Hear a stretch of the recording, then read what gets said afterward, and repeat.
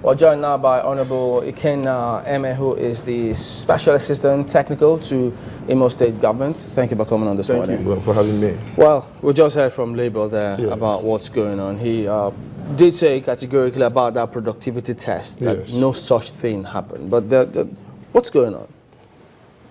I had the privilege of listening to him, and I want to say that you cannot be in Abuja and be running government for Imo State. And he did contradict himself when he said that he was aware that prior to now, Imo Transport Corporation used to be one of the flagship transport companies that they can as much as offer free transport to Imo during festive seasons. Now, the story is not the same. Do you need a test in the contents he was explaining it to know that Imo Transport Corporation, as exemplified by him, is no longer productive? Save for imo-ada-palm. Prior to now, imo-ada-palm used to, even when the state is challenged, we will lend the state money to pay salaries. When the state is buoyant enough, the state pays back. Right now, imo-ada-palm has been shot for the past 9 to 10 months by a conspiracy of the workers and landowners. So, given that, are you going to say that imo-ada-palm is productive? So I don't know why we need to invite consultants from the United Nations and International Labour Organization for us to do productivity tests. So is the state owing workers? The state is not owing workers. I also heard him say that, as an example, that Imo State Water Board workers are being owed. That is not correct.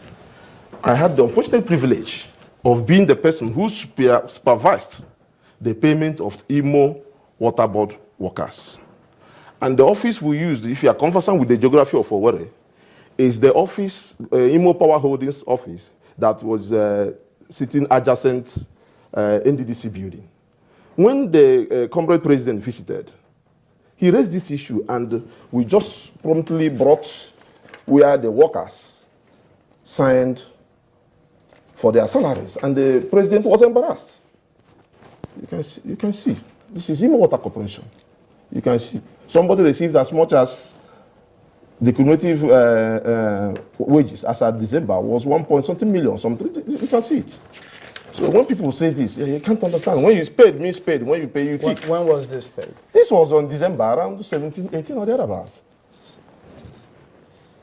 Before the workers went on holidays. Let me just take you back a little bit. Right. When you said imo-ada-palm workers, the place has been shut down because of a conspiracy. They were conniving with the landowners. Yes. Why do you think workers will be working with landowners to stop where they earn their keep from? Why? We would not know why, but this is the challenge for government. Because some of them believe that in the absence of government management, it is better for them to be doing what they are doing now, like they harvest the palm fruits, sell it illegally, in connivance with some soldiers and etc. In connivance with some soldiers. So yes, they are conniving with soldiers, they are conniving with landowners. Yeah. To stop their own salaries from coming, to stop their own work. Is that probably they make more money through that method than otherwise. But this is the story, is that imo-ada-palm for the past 9 months has been shut down. There's no production. Let me ask you a question, which I asked him. Before this integrity test, which you said never happened, productivity test, which you said never happened, was there a time the workers in Imo were given a form to fill where they had to sign certain portions of a form that gave government permission to dock or reduce their salaries if need be, if the state was having issues with funding?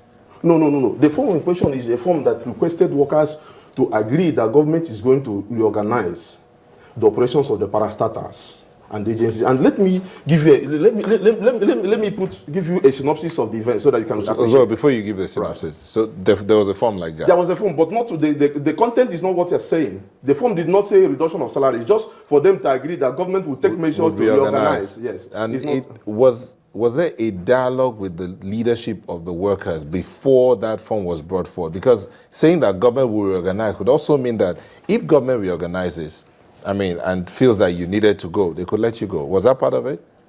No, not in that sense. Because in labor relations, you don't fix or fire in contrary to the rules. So there will be negotiations But above all, when a worker has worked a certain stage, if you want a law off, you need to severe. So it's that you are telling a worker to go today does not mean that the man will go to work out, because if the man has reached gratuity and pension, he's entitled to it. But we have not gotten to that level now.